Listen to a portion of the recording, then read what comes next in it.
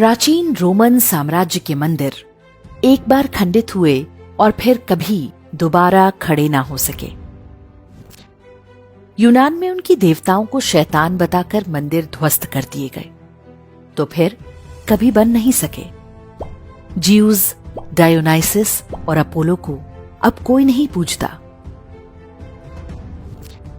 मिस्र की महान सभ्यता एक बार तहस नहस हुई तो दोबारा संवर नहीं पाई। आज केवल उसके अवशेष ही बाकी हैं। फारस के आताशगाहों की अखंड अग्नि एक बार बुझा दी गई तो दोबारा उन्हें जलाने के लिए कोई नहीं बचा। मेसोपोटामिया की सभ्यता पर केवल एक बार सिकंदर ने आक्रमण किया और वो एक झटके में समाप्त हो गई। उनके देवताओं के अब कोई नाम भी नहीं जानता। संसार की समस्त प्राचीनतम सभ्यताओं पर हुए सारे बर्बर आक्रमणों को मिला दें, उससे भी अधिक आक्रमण अकेले काशी पर हुए। लेकिन काशी बार बार उठ खड़ी हुई। असभ्य और बर्बर आक्रमणकारियों के हर चिन्ह को साफ करके काशी प्रकाशमय हो उठी। आज भी हर ओर हर हर महादेव की गूंज है।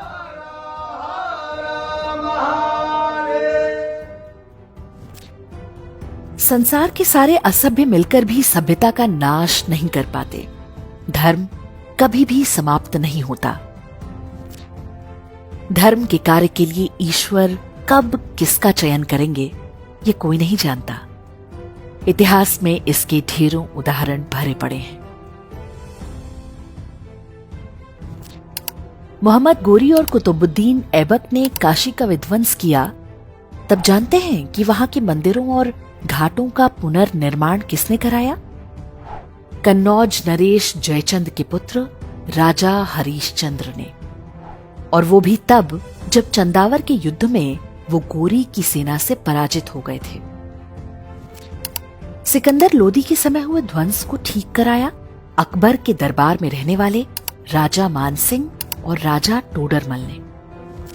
राजनीतिक कारणों से लोग भले 1000 टुकड़ों में टूट जाएं, महादेव की शरण में आकर सभी एक हो जाते हैं। क्या ब्राह्मण, क्या क्षत्रिय, क्या यादव, क्या गुर्जर, क्या वैश्य।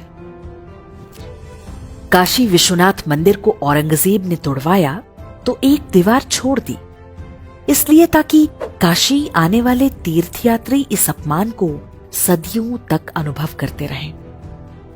अपवित्र और खंडित हो चुका ज्योतिर्लिंग हिंदुओं की हार का स्मारक बन गया। किंतु आसुरी मानसिकता का उत्तर कोई दैवीय सभ्यता कैसे देती है, ये भी ध्यान देने योग्य है। औरंगजेब द्वारा कराए ध्वंस के लगभग 100 वर्ष बाद जब राजमाता अहिल्याबाई होलकर ने मंदिर का निर्माण किया, तो उसके कुछ दिनों बाद ही महाराजा रणजीत सिंह जी ने मंदिर के दोनों शिखरों को सोने से मढ़वा दिया। दिल्ली में बैठे मुगलों की आंखों के सामने मंदिर पर 22 मन सोना चढ़वाकर दिखा दिया कि लुटेरों की सेंधमारी से महान सभ्यताओं का वैभव समाप्त नहीं होता। तोड़ने वाले समाप्त हो जाते हैं, रचने वाले समाप्त नहीं होते। अयोध्या में वर्ष 1528 में बाबर ने जब भगवान श्री राम के जन्मस्थल पर बने विशाल मंदिर को ध्वस्त करा के एक शैतानी ढांचा खड़ा किया, तो उसने भी नहीं सोचा होगा कि ये युद्ध अभी समाप्त नहीं हुआ। 500 वर्ष तक हिंदू निरंतर संघर्ष करते रहे। अंततः खंडहरों के नीचे से भगवान श्री राम का भव्य मंदिर उठ खड़ा हुआ। हमारा ये संघर्ष न आज आरंभ हुआ है, न अभी इसका अंत है। सोमनाथ से जो क्रम आरंभ हुआ है, वो अयोध्या, काशी या मथुरा पर ही थमने वाला नहीं है।